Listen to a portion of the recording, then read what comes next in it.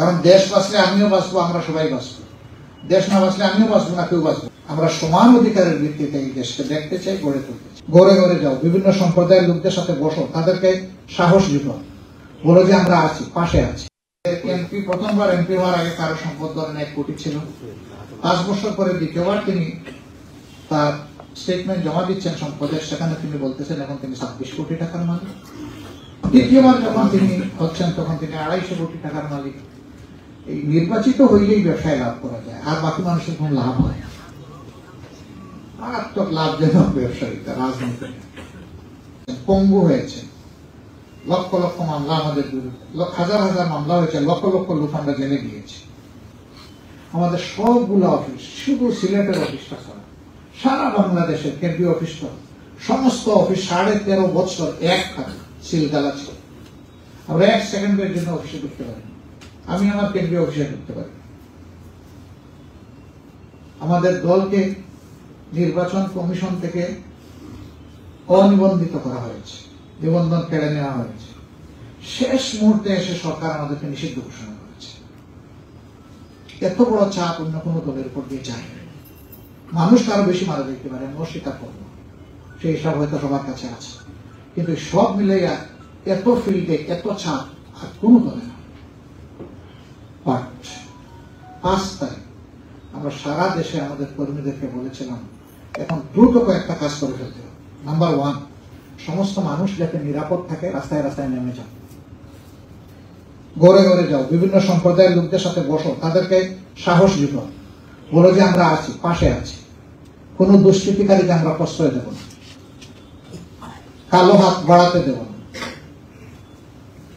আমরা আমাদের ভলান্টিয়ারদেরকে বলেছি সব ধর্মের প্রতিষ্ঠানগুলা মসজিদ সহ পাহারা দাও। কোন জায়গায় কি হয় বলা যায় না। দিন রাত খেয়ে না খেয়ে, বৃষ্টিতে ভিজে, রোদে শুকিয়ে 15 দিনে একটানা আমাদের যারা স্বেচ্ছাসেবক ছিল তারা বিভিন্ন জায়গায় পাহারা দিয়েছে। এরপরে আমরা বিভিন্ন সম্প্রদায়ের লোকদের সাথে আবার বসেছি। প্রথমে 1 দফা বসেছি, বসে আশ্বস্ত করেছি। এরপরে আবার বসেছি যে আপনারা কি ফিল করেন এখন তো সরকার মোটামুটি দায়িত্ব নিয়েছে, পুলিশ স্টেশনে যাওয়া শুরু করেছে, এই অবস্থায় কি আমাদের এইরকম থাকাটা সুন্দর দেখাবে, নাকি আমরা আপাতত এই জায়গাটা ছেড়ে আমাদের যার যার জায়গায় চলে যাব? হ্যাঁ, যদি দরকার হয় আবার আমরা নেমে পড়বো। একবার যখন নামতে পারছি আরেকবার নামবো, কোনো সমস্যা নেই। সবাই আমাদেরকে বলছে যে আমাদের দেখে শুনে মনে হচ্ছে এখন আর দরকার নেই, আমরা আপনাদেরকে ধন্যবাদ জানাই। আমরা সেই ধন্যবাদ, সেই সম্মানটুকু নিয়ে আমরা ফিরে এসেছি। তার আগে সরকারকে আমরা বলেছি এতদিন আমরা এটা করেছি, এখন আর করবো কিনা।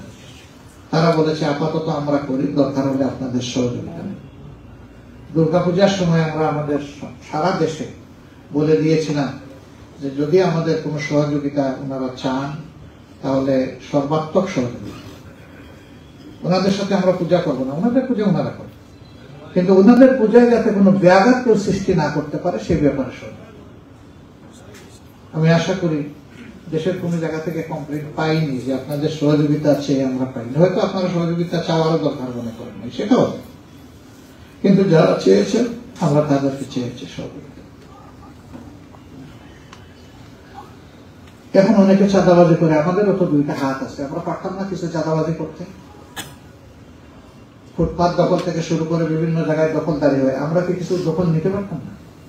চাইলে তো কম বেশ নিতে পারতাম, কিন্তু আমরা আমাদের লোকদেরকে বলে দিয়েছি এটা সাফ হারাম। কারো সম্পদের দিকে অন্যায় ভাবে চোখ তুলে তাকানো যাবে না, হাত বাড়ানো তো দূরের কথা। আলহামদুলিল্লাহ বাংলাদেশের কোন জায়গা থেকে আমাদের কাছে কোন কমপ্লেন আসে, যদি আসে অবশ্যই আমরা ব্যবস্থা। আমি আবার বলছি, সিলেটে যদি এরকম কিছু কারোর সাথে, আপনাদের কারোর সাথে হয়, আমাকে একা বলে দেবেন, আমি আপনাদেরকে সাথে নিয়ে সামনে রেখে তার বিচার করবো। সেই বিচারে যদি আপনারা সন্তুষ্ট হন আলহামদুলিল্লাহ, না হলে আপনারা কোর্টের আশ্রয় নেবেন, আমি আপনাদেরকে সাহায্য করবো আইনি পথে, আমি কথা দিচ্ছি। কারণ অন্যের অপরাধের দায় নিয়ে আমি আল্লাহর দরবারে হাসরের দিন দাঁড়াতে চাই না। আমার অপরাধের বোঝাকে বহন করবে, এটা নিয়ে আমি ভীত সন্তোষ। আরেকজনের অপরাধের দায় আমি নেব কেন? নেওয়ার কোন প্রশ্নই নেই। আমরা আপনাদেরকে কথা দিচ্ছি, যে সমস্ত দাবি দেওয়া আপনারা করেছেন এগুলো সঙ্গত দাবি দেওয়া। একজন দেশের বৈধ নাগরিকের দায়িত্ব।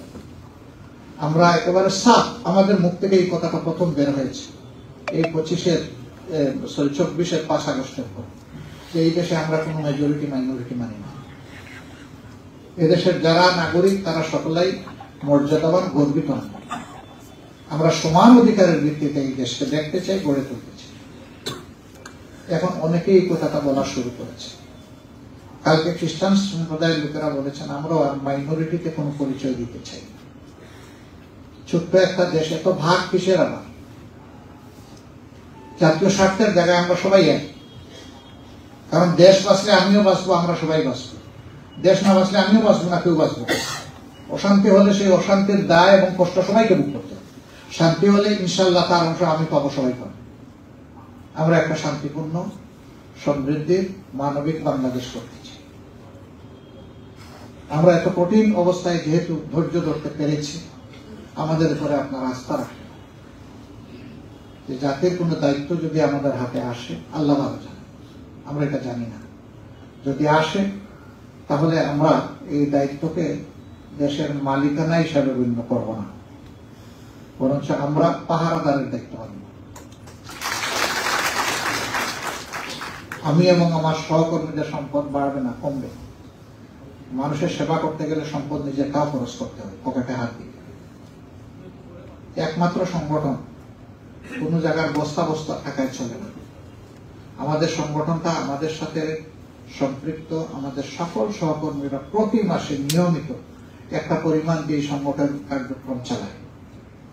এই কার্যক্রমের একটা অংশ হচ্ছে আমাদের মানবিক কার্যক্রম, সামাজিক কার্যক্রম। দেখবেন যেখানেই বড় কোনো দুর্ঘটনা ঘটেছে সবার আগে আমাদেরকে পাবে না। কোন ধর্মের মানসিক আমরা দেখি না। একটা ঘটনা শুধু আপনাদেরকে উদাহরণ দিব আমি। পঞ্চগড়ে একটা নৌকাডুবি হয়েছিল আপনাদের জ্ঞাতির লোকদের। সেখানে 83 জন মানুষ নৌকাডুবিতে মারা গেছে। আমি সেই এলাকার আমাদের যারা রেসপন্সিবল পার্সন তাদেরকে ফোন দিয়ে বললাম, ফেসবুকে দেখতেছি, অনেক সময় ফেসবুকের সবকিছুতে আস্থা রাখা যায়, এরকম কিছু ঘটছে কিনা। ওরা বললো যে আমরাই তো জানি। এখন খোঁজ নেন, খোঁজ নিয়ে আমাকে জানান। 1 ঘন্টা পরে তারা বললো যে ঘটনা সঠিক। আমি ওই অঞ্চলে কেন্দ্র থেকে যিনি দেখাশোনা করেন তাকে বললাম যে এরকম একটা ঘটনা আপনি জানেন কি? না, আমি জানি না। আমি বললাম যে আমি জেনেছি এটা সঠিক, সেখানে আমাদের যাওয়া প্রয়োজন কিনা। তিনি বললেন যে আমি কেবল আজকে আসলাম, তো 2 দিন পরে গেলে হয় কিনা, কোনো অসুবিধা নেই। আমি আমার পিএসকে বললাম যে 2টা টিকিট করো আগামীকালকে। আমি সৈয়দপুর হয়ে পঞ্চগড় যাবো। ওনাকে রাতের বেলা বললাম যে আপনি ক্লান্ত হয়ে এসেছেন,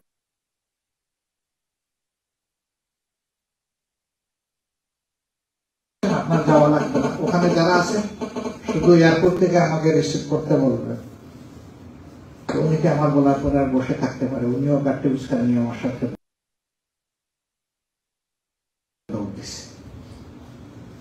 আমরা গিয়েছি, গিয়ে তাদেরকে স্বর্গে পাঠাইতে পারি নাই পরিবারগুলাকে, কিন্তু গিয়ে বলেছি যে আমরা আপনাদের ভাই, আপনাদের এই বিপদে আমরা আছি, আপনাদের পাশে আছি।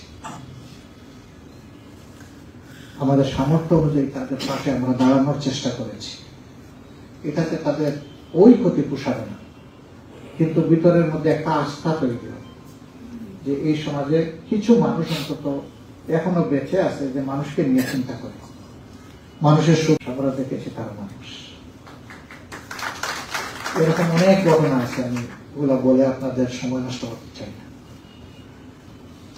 এর অর্থ কি? এর অর্থ হচ্ছে যে আমরা সরকারের বাইরে থাকলেও, আমরা নির্যাতিত হলেও আমরা আমাদের মানবিক অনুভূতিটা আমরা বিসর্জন দিইনি। তখন তো সরকার আওয়ামী লীগ ছিল।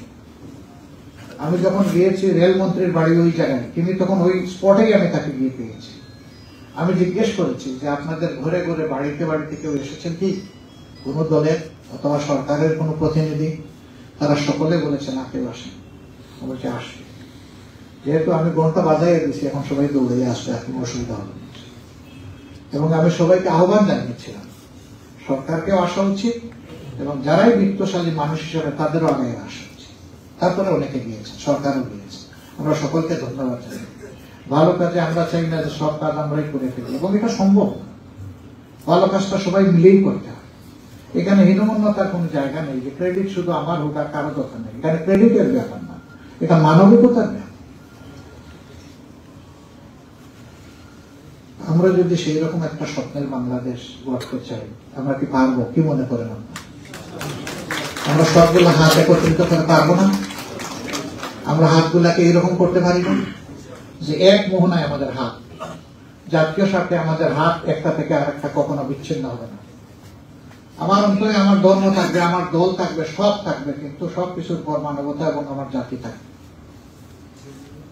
এটা যদি আমরা সার্ট করতে পারি, তাহলে একটা স্বপ্নের, প্রত্যাশার, শান্তির, মানবিক বাংলাদেশ গড়া যাবে ইনশাআল্লাহ।